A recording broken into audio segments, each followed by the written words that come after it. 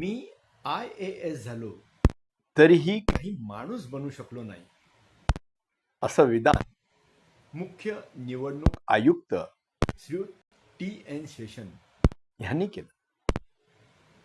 असं ते का म्हणाले? ऐका. आपल्या पत्नीसह उत्तर प्रदेशात दौऱ्यावर जात असताना त्यांच्या पत्नीने रस्त्याच्या कडेला एका झाडावर बया म्हणजे एक प्रकारचा पक्षी तर बयाचं घरटं पाहिलं आणि त्या म्हणाल्या, हे घरटं मला आणून द्या, मला घर सजवायचं आहे. TN शेषन यांनी सोबत चालणाऱ्या सुरक्षा रक्षकाला ते घरटं खाली उतरवण्यास सांगितलं. सुरक्षा रक्षकाने जवळच मेंढ्या बकऱ्या चालणाऱ्या एका अशिक्षित मुलाला सांगितलं की जर तू हे घरटं काढलंस तर मी तुला 10 रुपये देईन. पण त्या मुलाने नकार दिला.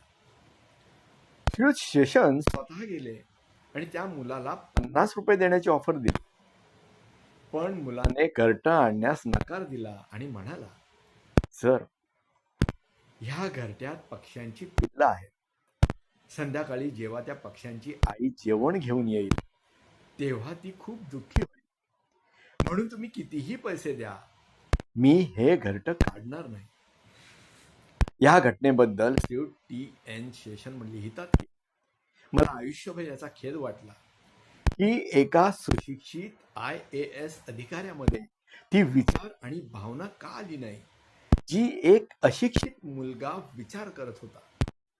त्यांनी पुढे लिहिलं की माझ्या सर्व डिग्री, IAS पद, प्रतिष्ठा, पैसा हे सगळं त्या अशिक्षित मुलासमोर मातीमोल झालं.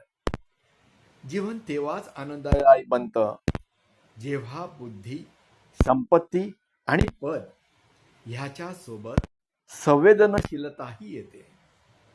तर मित्रांनो, संवेदनशील बना, आपणही जगा आणि दुसऱ्यालाही आनंदाने जगू द्या, हे धोरण ठेवा.